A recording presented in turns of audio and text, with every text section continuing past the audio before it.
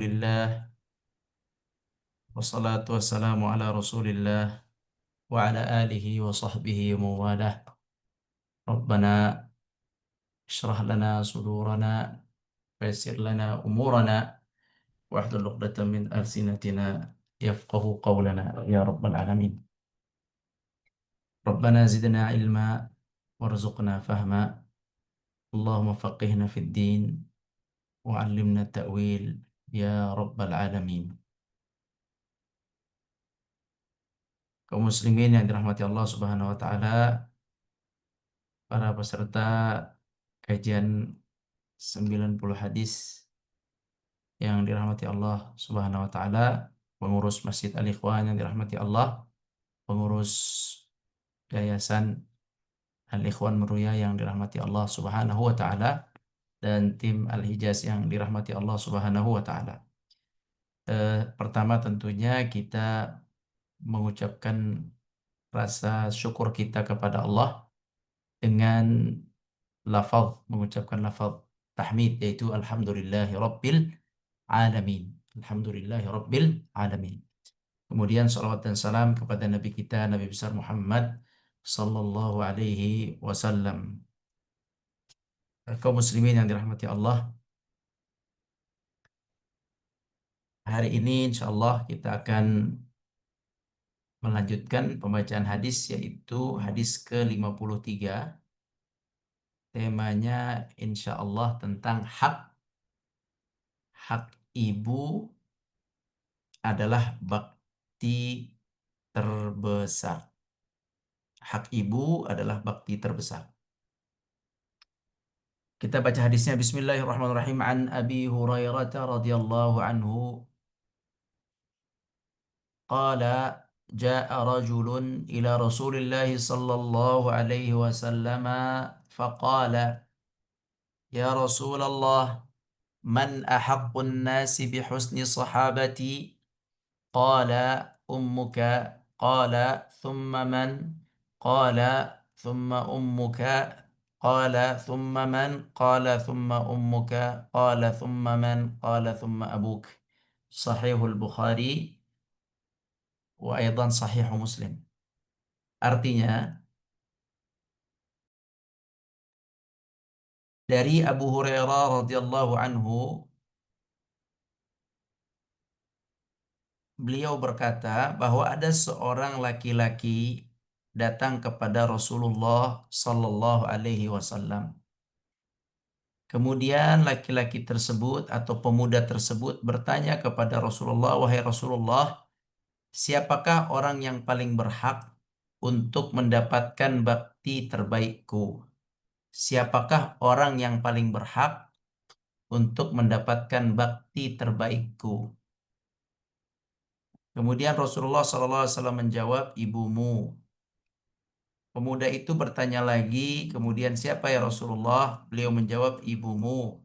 Pemuda itu bertanya lagi, "Siapa ya Rasulullah?" Kemudian, "Siapa ya Rasulullah?" Beliau menjawab, "Ibumu." Rasul SAW ditanya 3 kali dan beliau selalu menjawab, "Ibumu, ibumu." Sampai pertanyaan yang keempat ditanya lagi, setelah itu, "Siapa ya Rasulullah?" Kemudian baru dijawab, "Bapakmu." Baik, kita akan bahas hadis ini, penggalan-penggalannya insya Allah. Baik,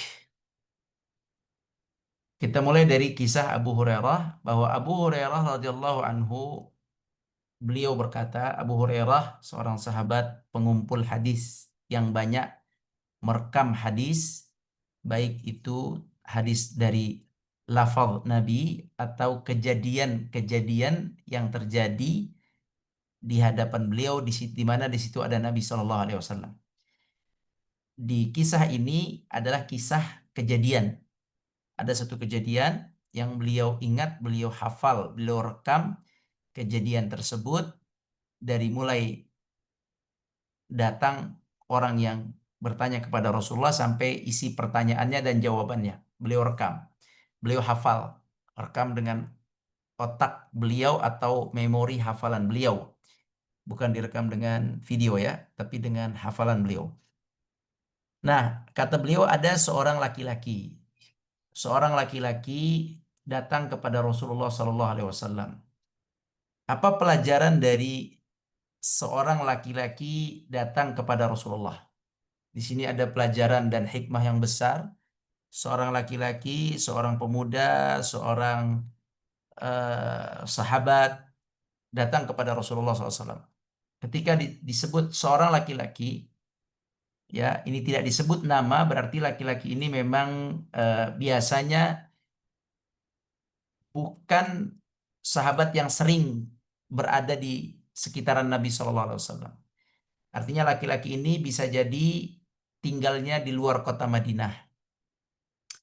Bisa jadi juga laki-laki ini berada di kota Madinah tapi tidak begitu terkenal seperti sahabat-sahabat besar sehingga tidak disebut namanya, hanya seorang laki-laki saja. Laki-laki atau seorang sahabat yang bertemu dengan Rasulullah tapi tidak tidak diketahui siapa. Ini orang biasa biasanya, ya orang biasa.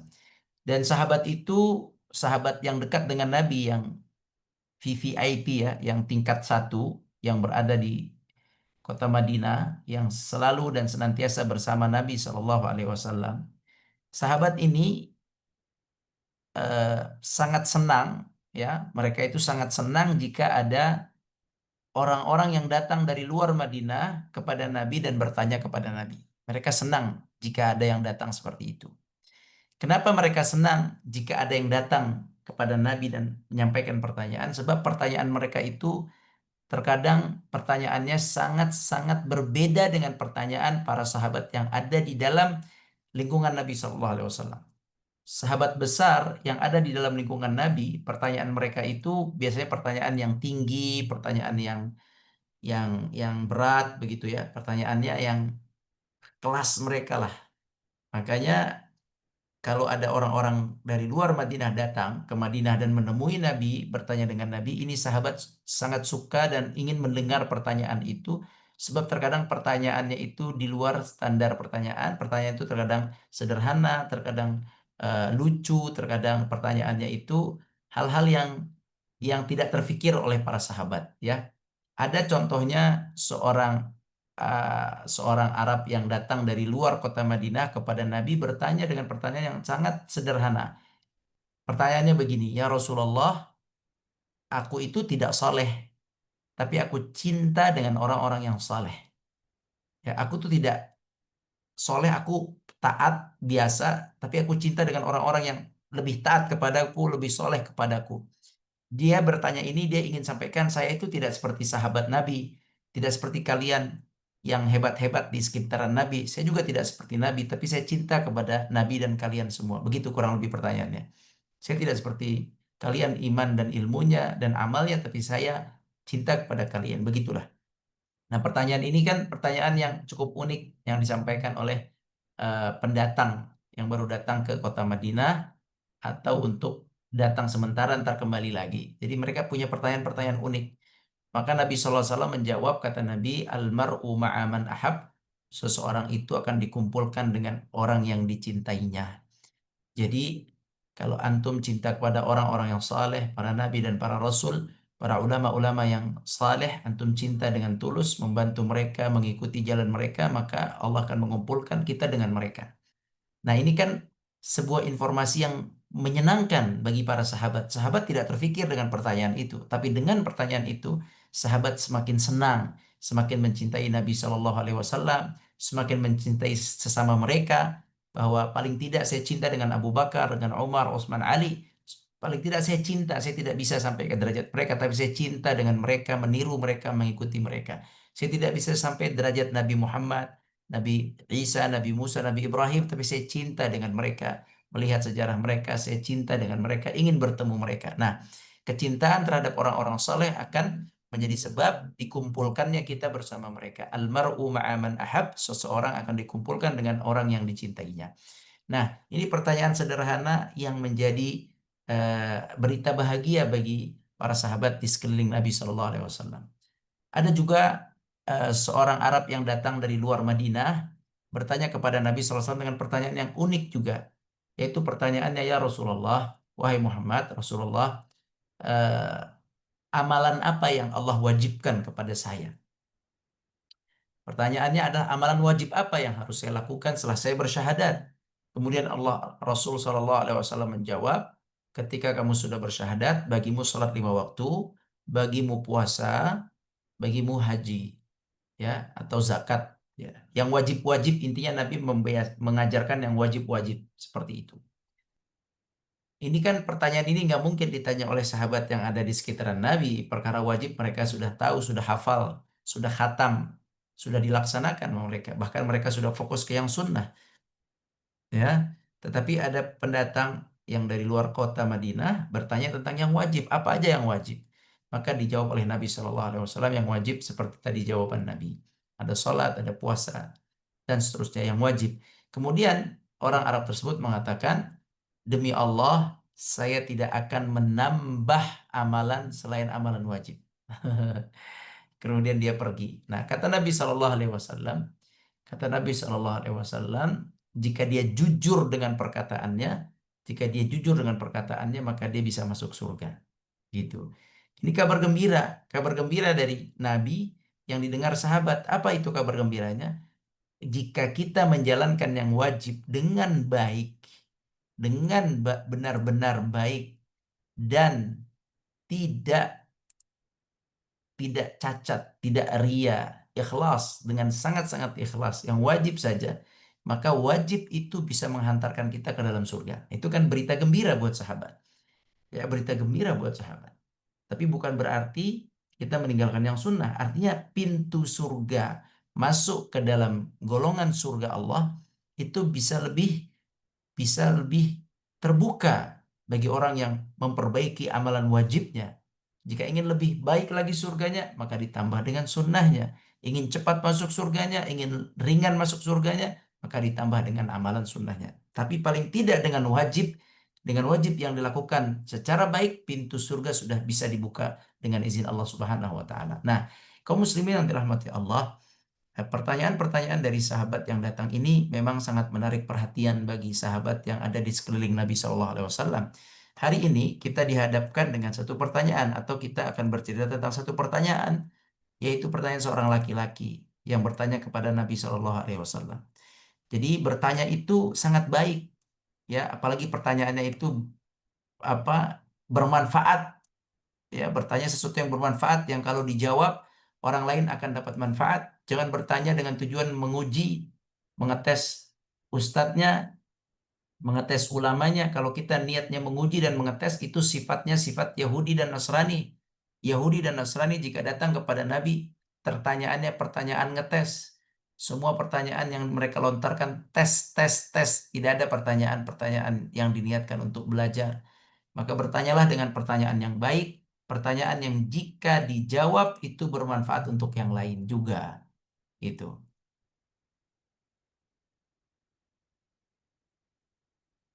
Baik.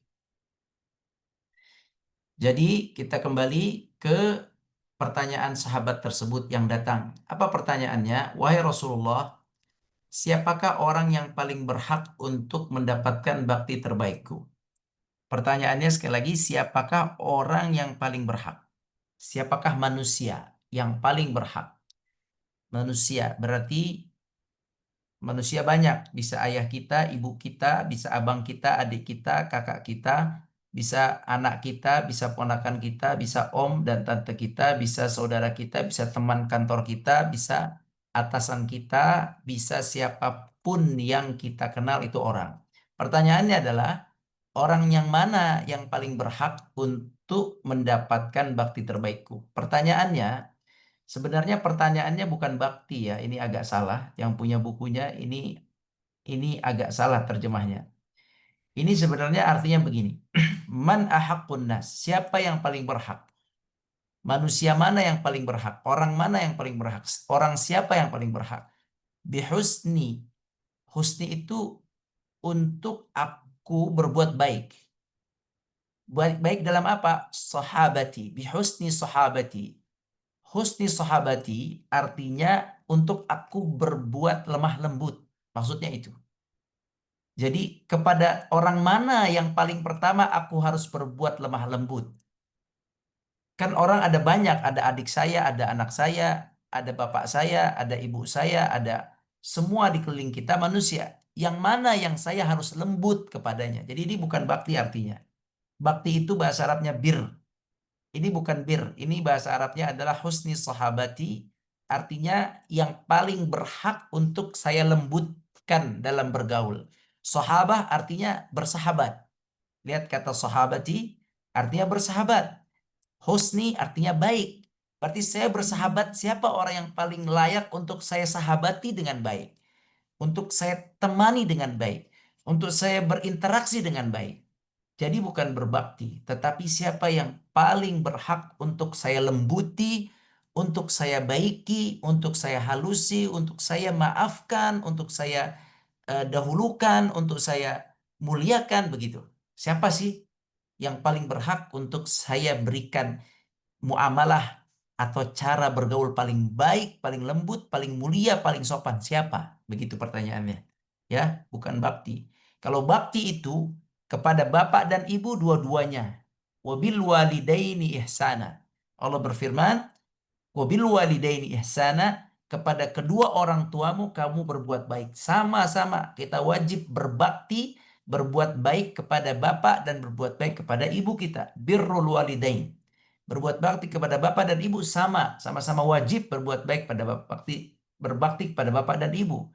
Tetapi pertanyaan dalam hadis ini bukan mengenai bakti, tapi mengenai kelembutan dalam berucap, kelembutan dalam bersikap, kelembutan dalam berperilaku, kelembutan dalam berperasaan. Kepada siapa saya harus berbuat lembut dalam lisan saya, perasaan saya, perbuatan saya, mata saya, pandangan saya, sikap saya? Kepada siapa saya harus berlemah lembut?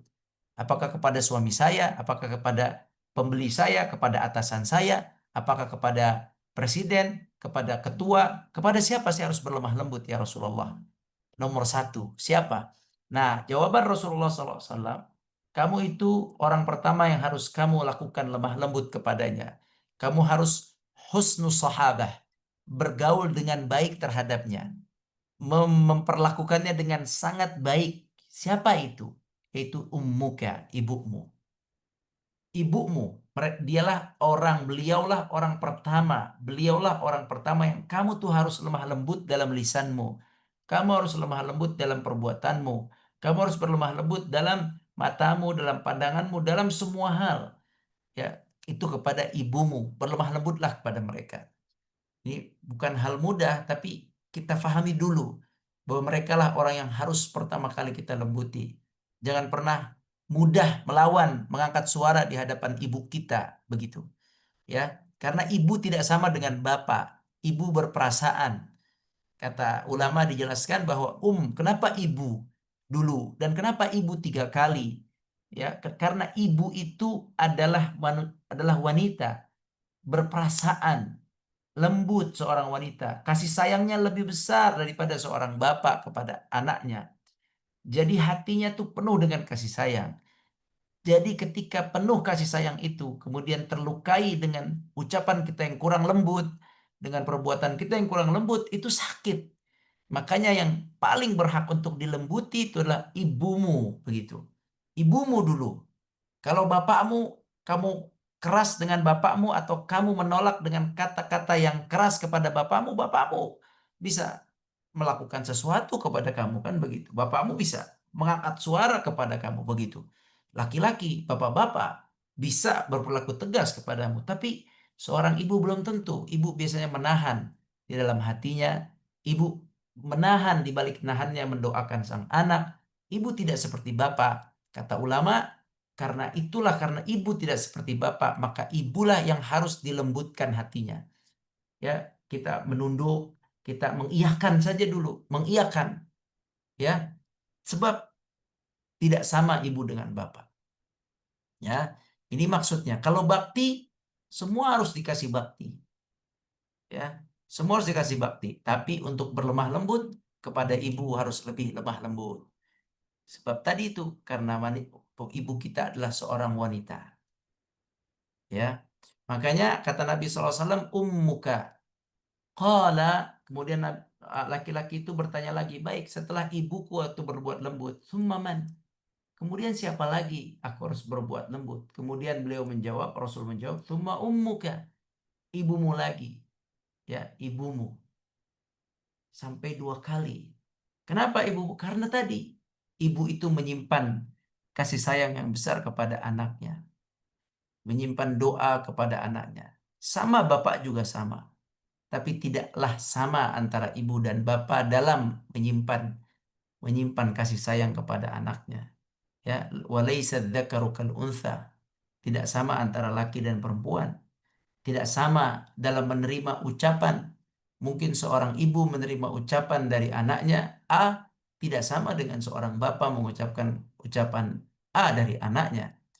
Seorang ibu yang tidak ditelepon oleh anaknya mungkin tidak sama dengan seorang bapak yang tidak ditelepon oleh anaknya. Seorang ibu yang eh, yang eh, yang apa namanya, yang sudah ditinggal oleh suaminya misalnya, seorang ibu yang sudah sendiri tanpa bapak kita misalnya, itu tidak sama dengan seorang bapak yang sudah sendiri, tidak ada ibunya, tidak ada istrinya, gitu. Jadi inilah sebab kenapa mereka yang pertama kali untuk dijadikan, untuk dilembutkan dalam muamalah kita, lisan kita, hati kita, perbuatan kita, tidak mudah, tetapi ini ilmu. Kita terima dulu ilmu ini, ya. Kita terima dulu. Sehingga kepada ibu itu nomor satu, lembutnya. Ya, walaupun terkadang kita manusia khilaf, tapi kita harus paham dulu. Kemudian ditanya lagi, qala thumma man? Kemudian siapa lagi ya Rasulullah? Kemudian kata Rasulullah SAW, ibumu. Ibumu lagi.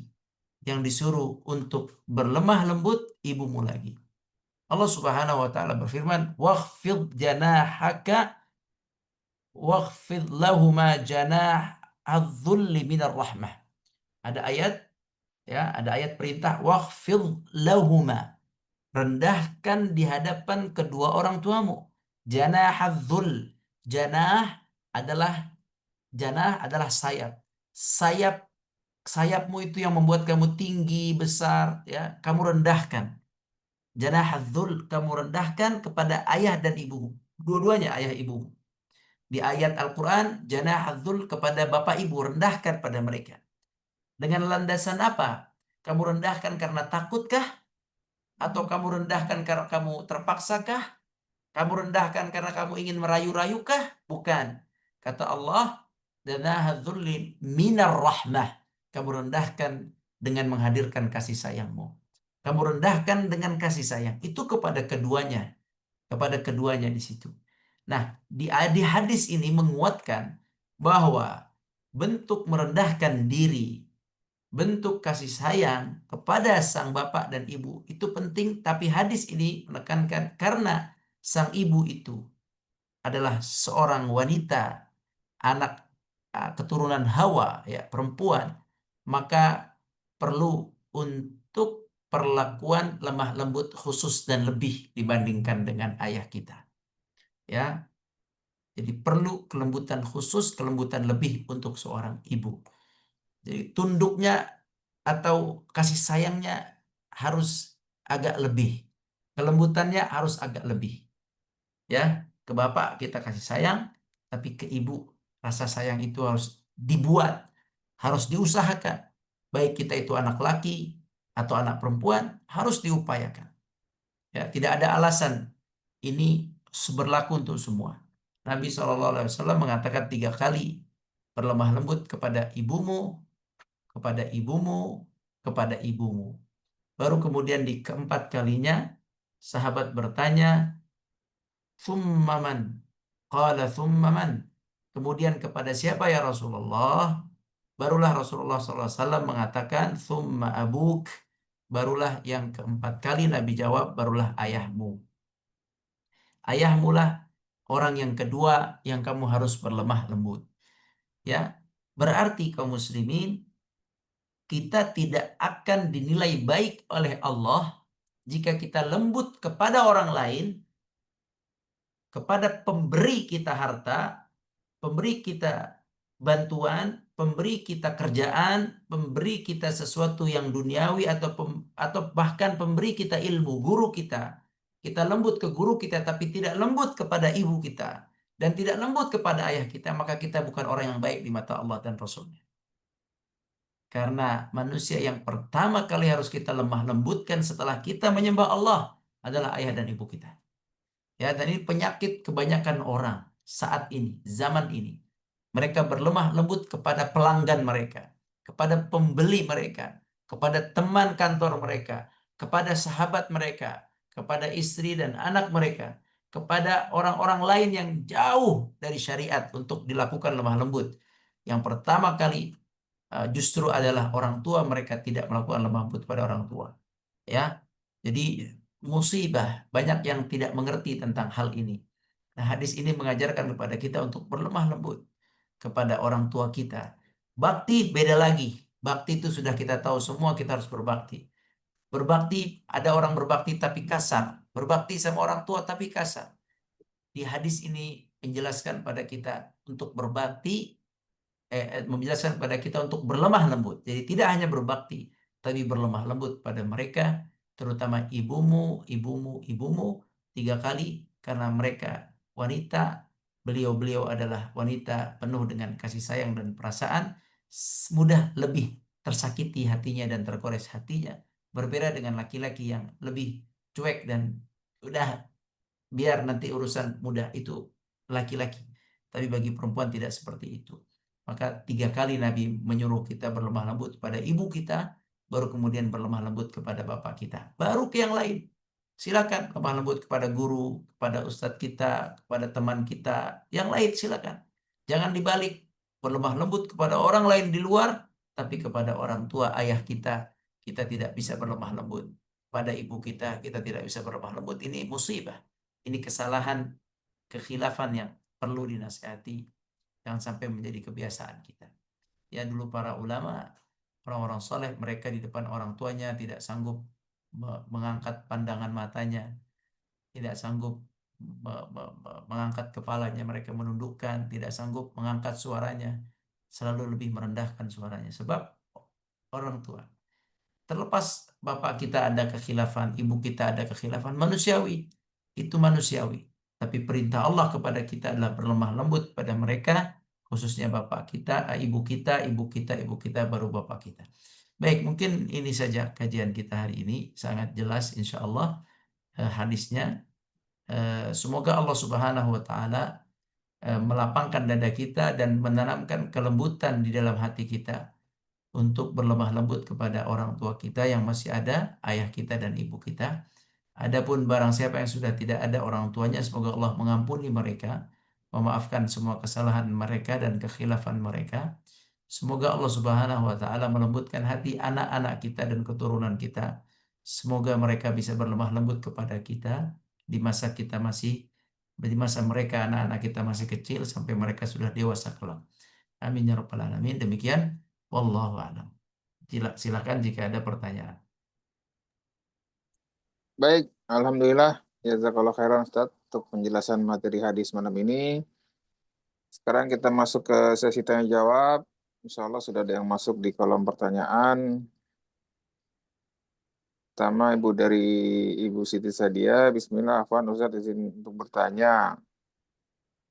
Dalam sebuah hadis yang masyhur, Nabi Muhammad SAW menyebutkan kata ibu yang membuat kedudukannya begitu istimewa hingga disebut 3 kali lipat lebih besar dibandingkan ayah. Karena ibu faktor kehamilan, melahirkan, dan menyusui. Pertanyaannya, bagaimana jika seorang ibu yang tidak mempunyai keturunan, apakah kedudukannya disamakan dengan hadis yang tadi? Bagaimana Islam mengatur keseimbangan dalam hal tersebut? Mohon penjelasannya.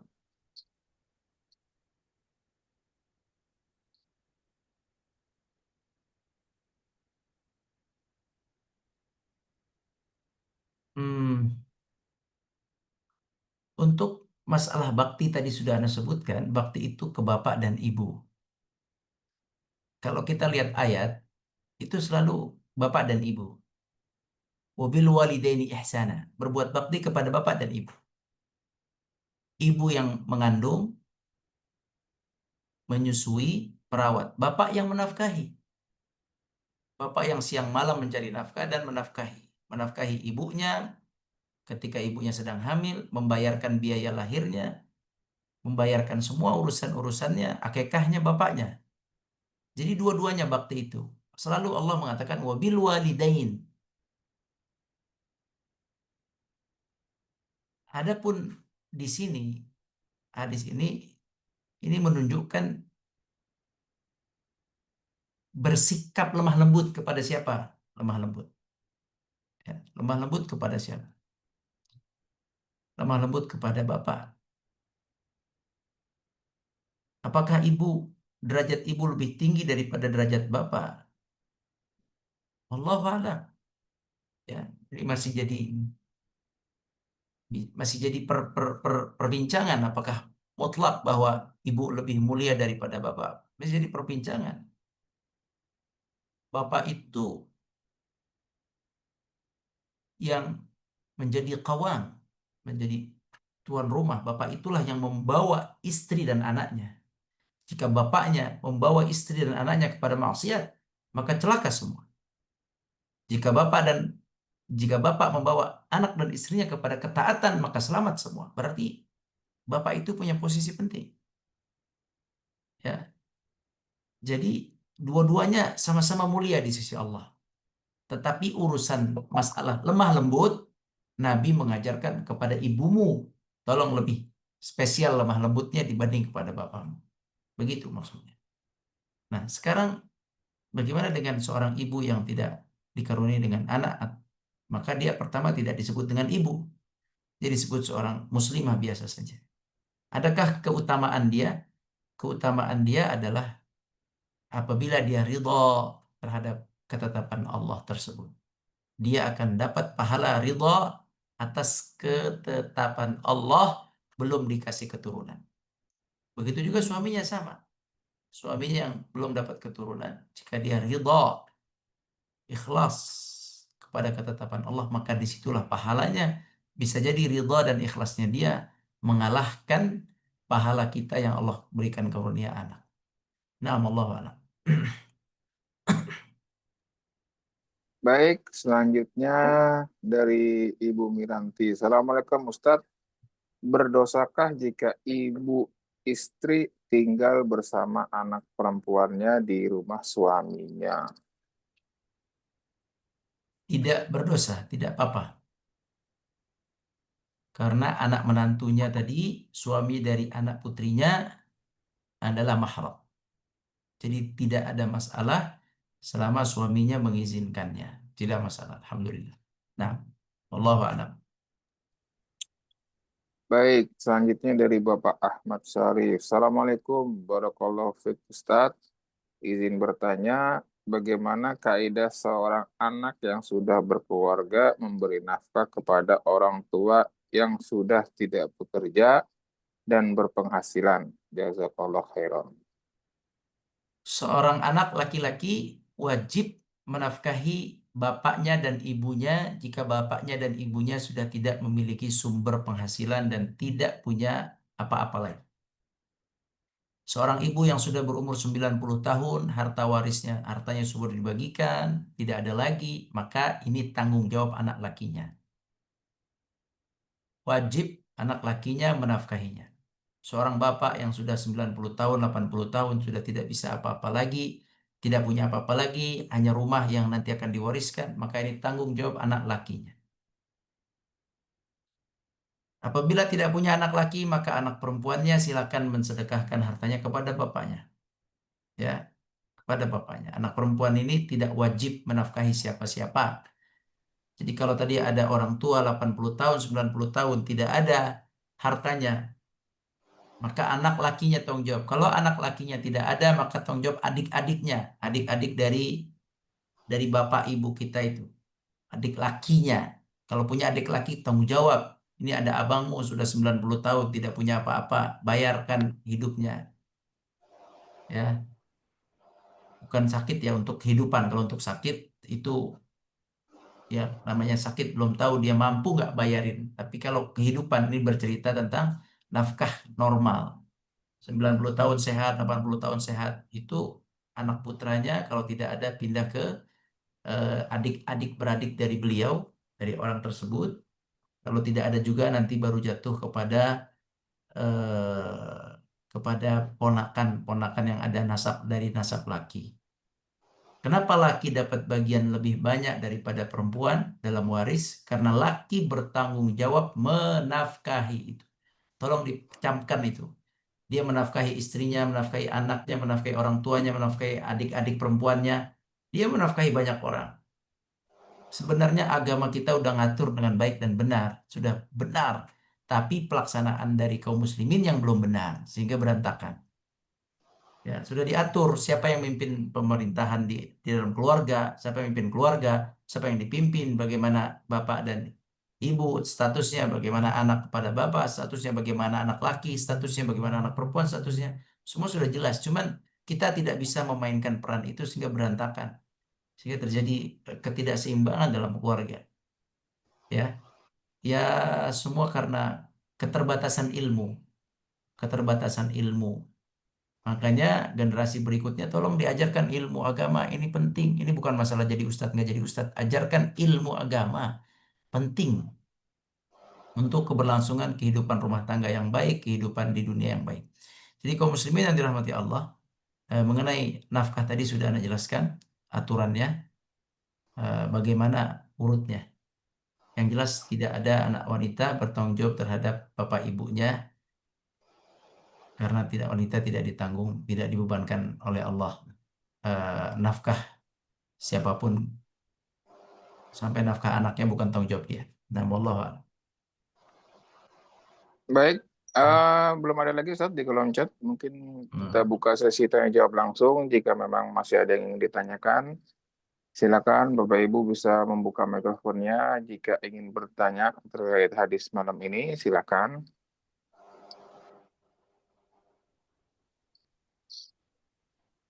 Silakan Bu. Bismillahirrahmanirrahim. Assalamualaikum warahmatullahi wabarakatuh.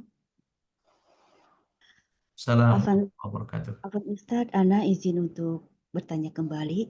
Ustadz, dalam situasi di mana seorang suami harus membagi waktu antara kewajiban kepada istri dan bakti kepada ibu kandungnya, bagaimana Islam mengatur prioritas tersebut? Apakah ada batasannya? Mohon penjelasannya. Syukron.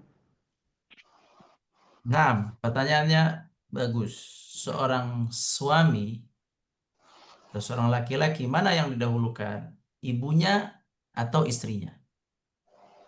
Ini hadis ini jelas, ayat Al-Qur'an jelas. Tidak ada seorang suami itu disuruh mendahulukan istrinya atau disuruh untuk berbakti kepada istrinya. Tidak. Dia hanya menafkahi istrinya, berlemah lembut pada istrinya, berbuat baik pada istrinya. Eh, itu tanggung jawab suami. Tapi bakti ketaatan, suami harus taat kepada orang tua, bukan kepada istri. Suami tidak diminta taat kepada istri. Suami boleh menolak permintaan istri. Suami boleh menolak perintah istri. Tolak, tidak masalah. Apabila permintaan ibu berterbangan, berseberangan dengan istri, maka ibu nomor satu. Permintaan ibu itu didahulukan. Jadi kaidahnya seperti itu. Anak laki surganya di ibunya, bukan di istrinya. Ini kan perkara tidak mudah ini. Memahamkan istri tidak mudah, ya, tidak mudah. Tapi kalau istri sudah paham, bagus. Tapi apakah istri bisa paham terus-terusan? Enggak. Naik turun. Kadang paham, kadang enggak. Kadang paham, kadang enggak. Kadang ngerti, kadang enggak ngerti. Walaupun istri itu, walaupun ibu-ibu punya anak laki, tapi ibu-ibu belum tentu bisa menjalankan ketaatan ibu kepada, belum tentu ibu, ibu kan perempuan, punya anak laki. Punya anak laki akan nikah dengan perempuan lain. Pasti ibu ingin anak ini berbakti pada ibu. Iya, pasti. Tapi ketika ibu punya suami, bisa nggak ibu melepas suami itu berbakti kepada orang tuanya? Itu sulit. Ya, kebanyakannya tidak mengerti, tidak bisa melepas suami saya biar berbakti sama orang tuanya. Harusnya suami itu dibiarin berbakti sama orang tuanya supaya ridho orang tuanya Kalau orang tuanya sudah ridha, maka keberkahan turun kepada suaminya. Kalau suaminya sudah dapat keberkahan dan keridhaan orang tuanya, keluarganya beres. Nah, tapi yang terjadi adalah seorang istri ingin menguasai suaminya, sehingga suaminya disusahkan, diperberat untuk berbakti kepada ibunya. Alhasil, apa hasilnya? Hasilnya rumah tangganya juga berantakan. Nah, ini kan kaidah, kaidah, kaidah yang perlu dijaga. Istri itu nggak boleh melarang suami untuk berbakti pada ibunya. Biarkan dia berbakti sama ibunya. Sabar. Apalagi kalau sang istri itu punya anak laki-laki. Kalau ditahan suaminya berbakti kepada ibunya, dia punya anak laki-laki, khawatir anak laki-lakinya akan berlaku seperti itu. Mendahulukan istrinya daripada dirinya besok ketika tua. Jadi kaidah ini diatur, diatur.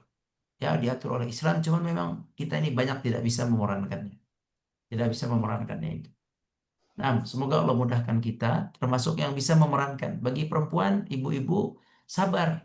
Sabar kalau suaminya mendahulukan kepentingan ibunya. Sabar. Anggap aja itu ujian. Sabar. Anggap aja itu ibadah. Sabar. Begitu memang. Ya. Bagi anak laki, sabar. Kalau ibunya banyak permintaan, sabar. Ibu mau A, ibu mau B, mau C. Antum sabar. Itulah ibadahnya. Ya kita begitu anak laki. Gitu. Sabar. Gitu. Nah, ini satu kesatuan yang perlu difahami. Ya, banyak yang tidak paham masalah ini. Allah alam. Nah, Ustaz. Ustaz Afwan, boleh satu lagi? Nah, nah. Nah, Ustaz, syukran. Bagaimana pandangan Islam tentang seorang anak yang ditinggalkan atau disakiti oleh orang tua kandungnya? Apakah kewajiban berbaktinya menjadi gugur atau bagaimana, Ustaz? Mohon penjelasannya lagi, syukran. Ya, tidak ada yang menggugurkan wajib berbakti walaupun orang tuanya Nasrani.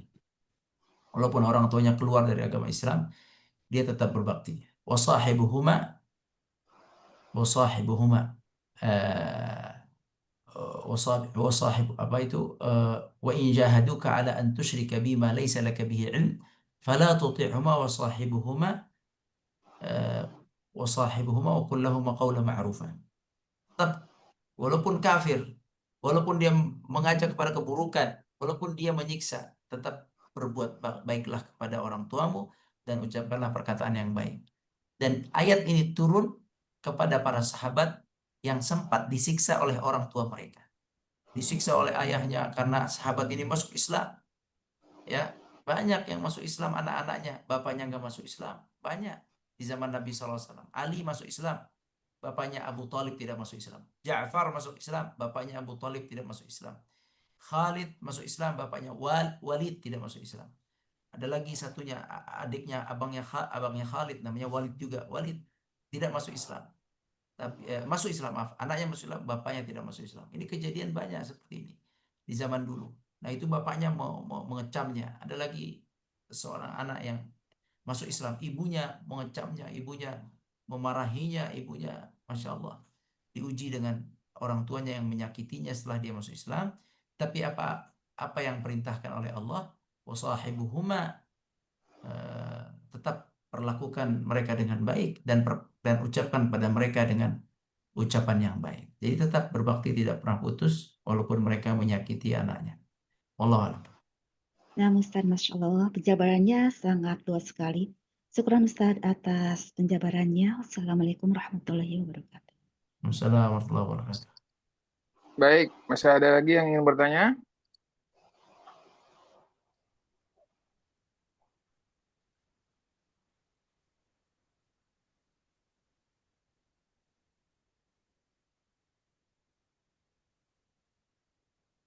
Baik, Alhamdulillah. Saya rasa cukup Ustaz ya untuk malam hari ini. Nah, Baik, Alhamdulillah. Sekali lagi jazakallahu khairan Ustaz untuk penjelasan hadis malam ini. Terima kasih juga banyak Bapak-Bapak, Ibu-Ibu, teman-teman sekalian yang sudah hadir pada kajian malam hari ini. Semoga hadis ini bisa bermanfaat untuk kita semua. Kita akhiri dengan sama-sama membaca kafaratul majelis. Subhanakallahumma wabihamdika asyhadu an la ilaha illa anta astaghfiruka wa atubu ilaik. Insyaallah kita bertemu di Sabtu yang akan datang dengan hadis yang baru lagi. Mohon maaf atas segala kekurangannya. Assalamualaikum warahmatullahi wabarakatuh. Waalaikumsalam warahmatullahi wabarakatuh. Waalaikumsalam Jazakumullah khairan. warahmatullahi wabarakatuh. Barakallahu fiik. Iya.